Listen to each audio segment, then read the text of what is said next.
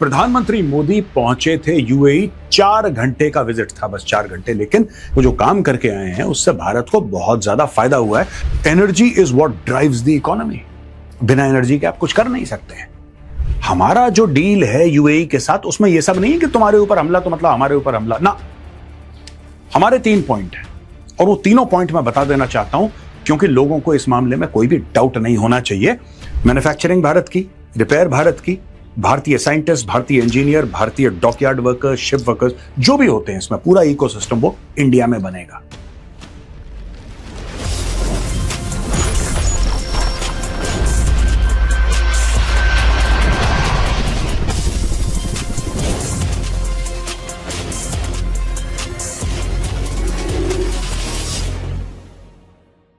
जय हिंद दोस्तों, मैं हूं विजय गौरवारिया और आप देख रहे हैं the Chanakya dialogues.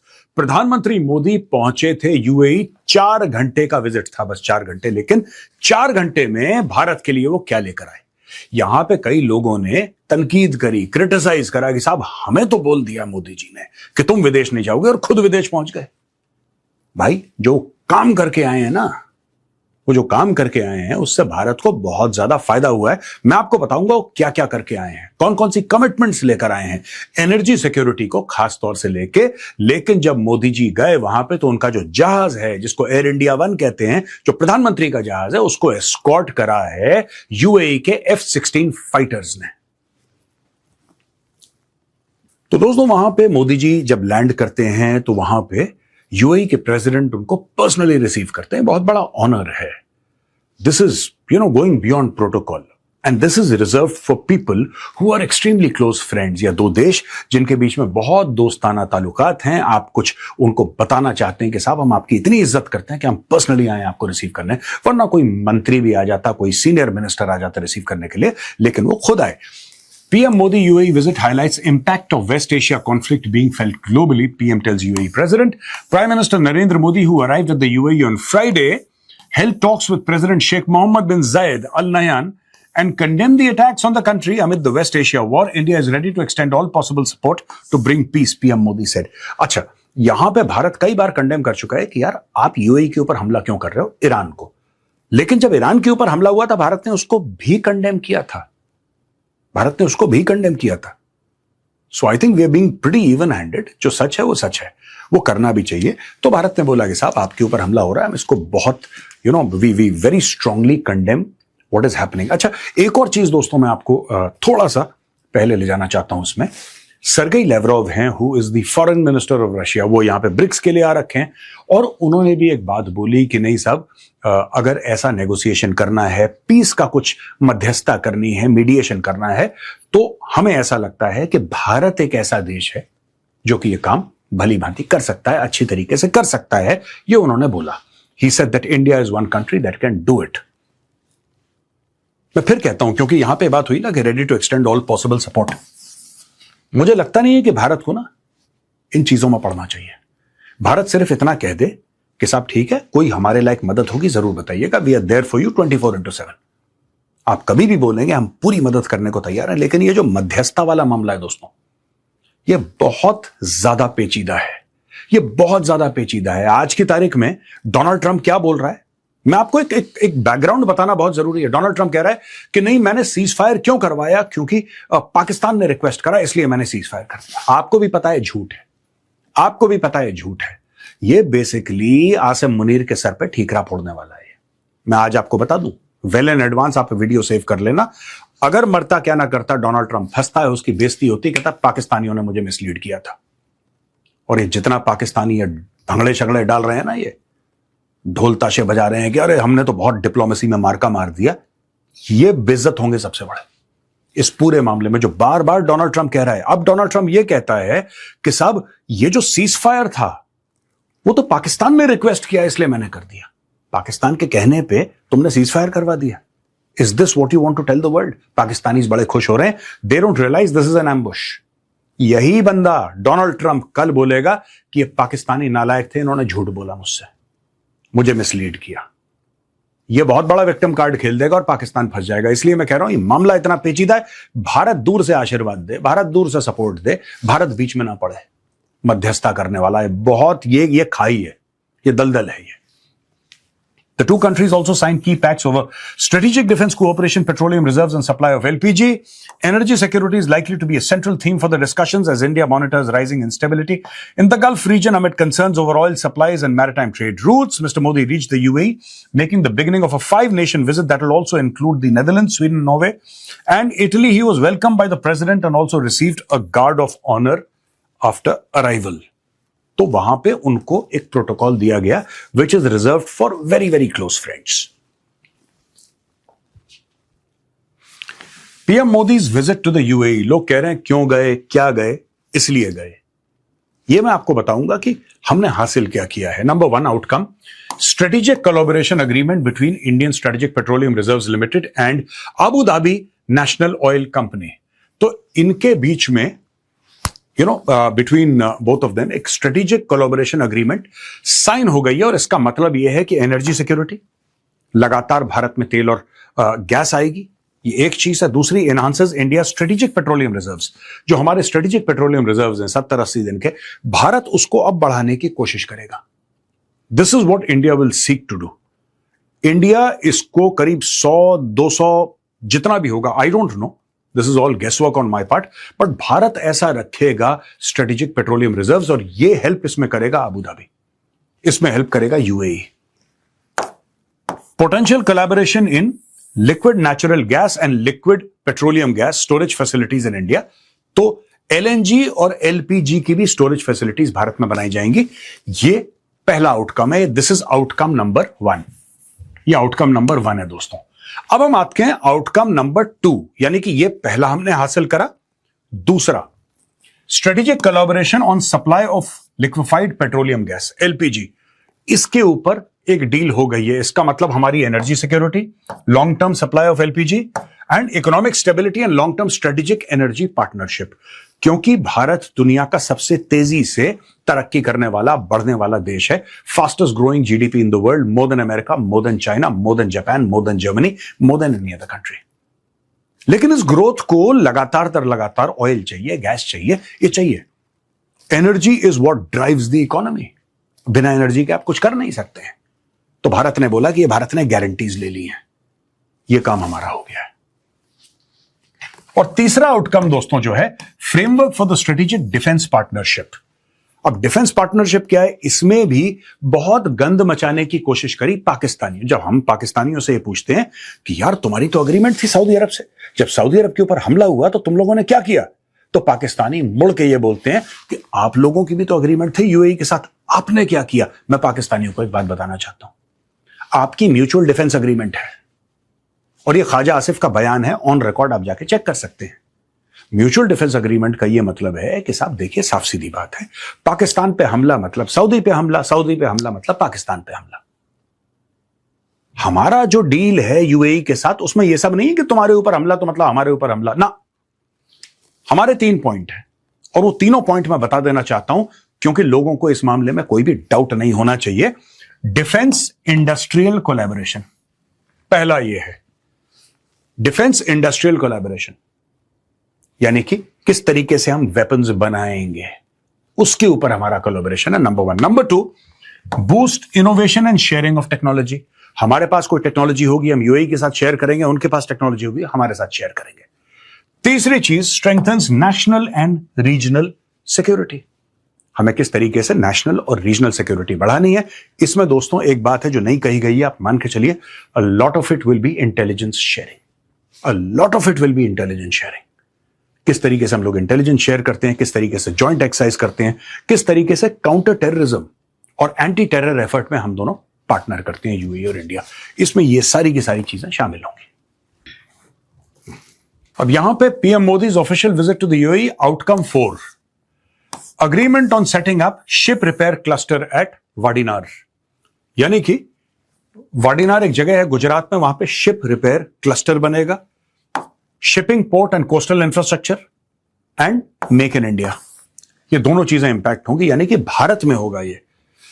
Make in India, technology Bharat की, मैन्युफैक्चरिंग भारत की, रिपेयर भारत की, भारतीय साइंटिस्ट, भारतीय इंजीनियर, भारतीय डॉकयार्ड वर्कर्स, शिप वर्कर्स, जो भी होते हैं इसमें, पूरा इकोसिस्टम वो इंडिया में बनेगा. So this is a massive boost.